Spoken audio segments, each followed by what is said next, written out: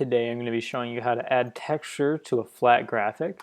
I'm doing it on a Batman logo here, but obviously you can do it on anything. I see a lot of examples of like t-shirts or things like that if you're at like Target or something like that with these logos, these flat logos or symbols with some texture on it. So I'm going to show you how to do that today. So first off, what you're going to do is you're going to have your image selected as this right there. Then go grab your texture. So usually it's going to be a photo that you're going to work with. You can do static. You can do like maybe paintbrushes and Photoshop and other things. But usually what I like to do is grab a photo, do some magic to it, and then make it the mask of a photo. So I have my textured image. I'm going to give you guys textures to work with on your finals, so don't worry.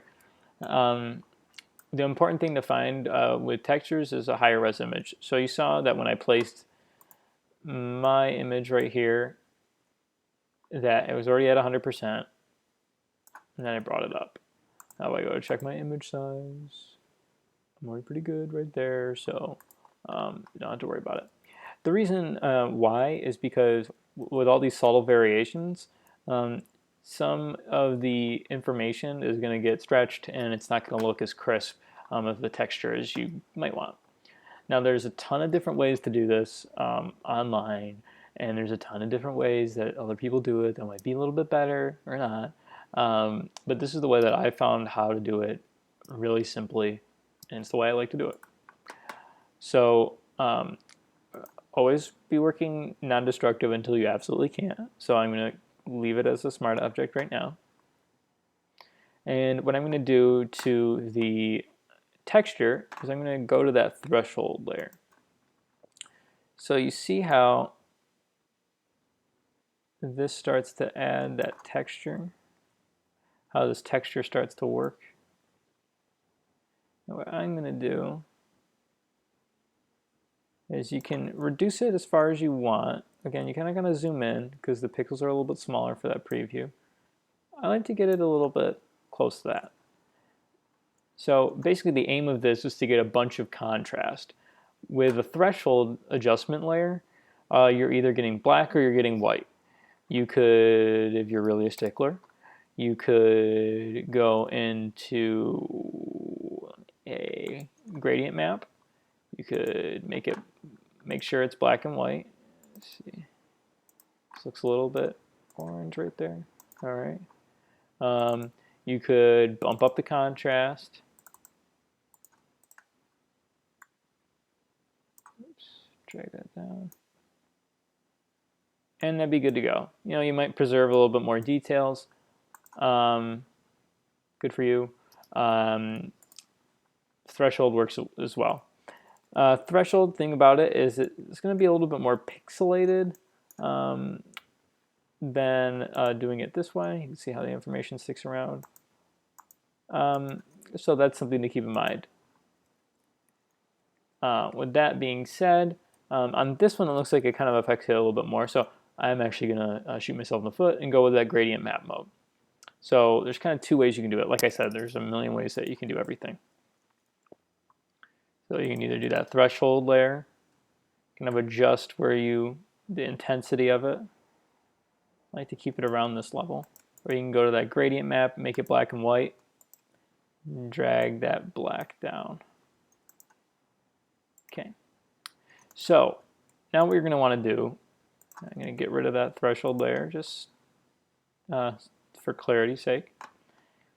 Now we essentially want this to turn into the layer mask. So we want all the, but we're going to flip it. So we want all the black to be the black of the logo. We want the white to be the areas that kind of come through, are masked out. So what you can do, and you really got to make sure that you do it at the largest size possible, and then you work down. You click these, you go rasterize layers, Then you merge those layers together. So now this is essentially like if I was to place a photo into Photoshop, that's kind of what it is. Now I'm going to press Command A to copy everything up. Press or to select everything up, then press Command C to copy. Make a layer mask on my logo. I'm going to hold the Alt button, and click on that mask thumbnail. Now I'm inside the mask. I could paint anything I want, but what I'm going to do is press Command V, paste that in. Now you see, there it is. All right, now I'm going to press Command I on that layer mask thumbnail. What that does is flips it. So you see, now I got some texture in there. All right. So now I'm going to do that again with the threshold. You're going to see kind of why I like it a little bit more in some cases. So it looks like with that one it didn't have enough chunkiness, so that's good. Now remember, you zoom in a little bit, do Command 1, that's going to be the actual size. This is kind of what you're going to be viewing at. This preview isn't really accurate. This preview is. See how it kind of changes? There's a lot of subtle pixel information, and it's hard for the computer to kind of preview that. So again, I'm going to rasterize this smart object layer. Rasterize means now I have editable pixels to work with. I'm going to merge those layers together. Now, see what I got? Okay, cool. Now I'm going to press Command A, got the whole thing selected, copy that, make a layer mask, hold down that Alt key, click on that layer mask. Now I'm inside the layer mask. I'm going to paste that in. Now I want to get out of this, so I'm going to click the thumbnail, Batman thumbnail again. I'm going to click that thumbnail, invert the mask, and there we go. So now the black is the white. You can see the black is the stuff that's masked out. There we go. All right. So that's how you add texture to a flat logo. As a bonus feature, I remembered that you might want to go a little bit extra with this. Oops, what's going on here? All right, so, oh, geez. Okay, here we are. Here we are. Inverted. Here we go. All right, so you might want to do another mask on top of that. What I like to do is press Command G, and then select that. I like to group things up.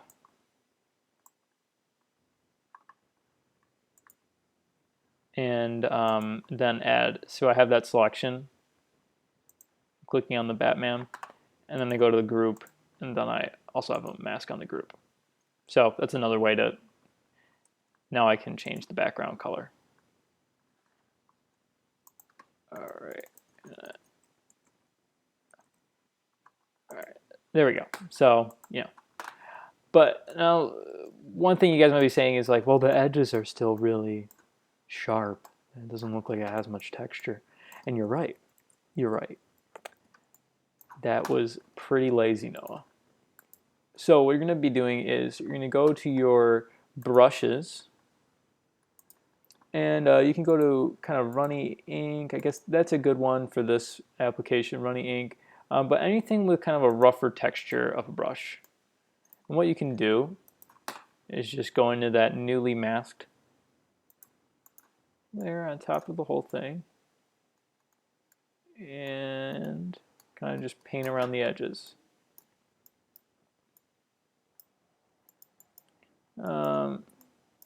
These have a little bit of a gradient that I'm not too vibing with. This one seems a little bit better. Basically, you just kind of go around the edges. And that could give you a little bit more of a realistic texture look that you're looking for. You can do splatters too. Remember, try to keep it on one type of, kind of be mindful of the type of texture that you're adding to it. So, maybe this looks a little bit like rust. And if you're doing rust, see these film grains that are coming in here, or like little pieces of dust? That might not work. If you're doing rust, you maybe want it to look a little bit more rougher, like a little more scratched up. If you're doing, again, rust, having this gradient might not be the best. Yeah. So those are other ways to add some texture. Remember, we're just creating stuff that goes in a layer mask. If you get a brush that has a textured look that you like, go for it.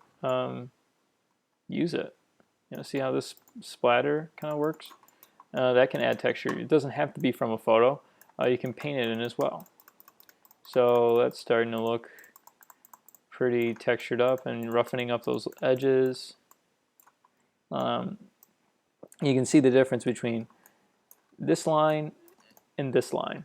And what looks a little bit more realistic and textured, this. This doesn't look like it's very weathered, does it? It looks like I went in there with something. This looks a little bit more like it's seen something. All right, that was just an added tidbit. And again, since we already have the one mask going here, I like to create a group from that one layer, Command G, or just go to group from layers, and then I can add another selection, another mask on top of it. If I were to mask this again, this is called a vector mask, and it is not a normal layer mask. All right, that was just a little PS. All right, thanks guys.